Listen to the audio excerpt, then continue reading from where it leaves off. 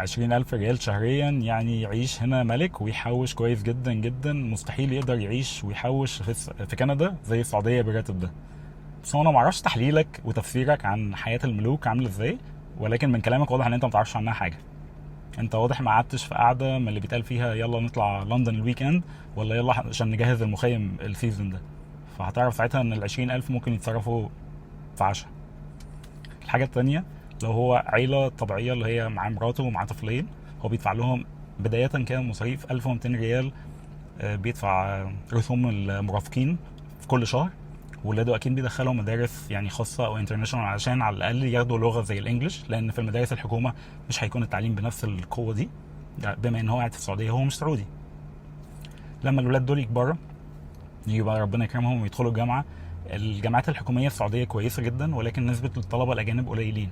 فبالتالي هيبقى مضطر ان هو يدخلهم جامعه خاصه اللي هي بيدفع 60 ل 80 او ممكن 100,000 في الترم. 100,000 ريال في الترم، ده اللي بيحصل فعلا.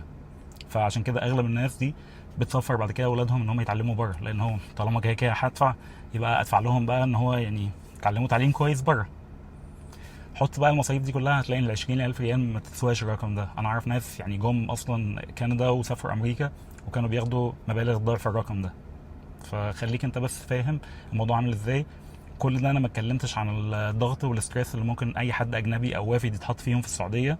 يعني لو عنده مثلا مدير شبهك ويجي يقول له مثلا انت عارف ال20,000 ريال دول يسوا كام في بلدك، وده اللي بيحصل، ولا يغلس عليه ان هو ما ينزلش اجازه، دول يسوا فلوس كتير.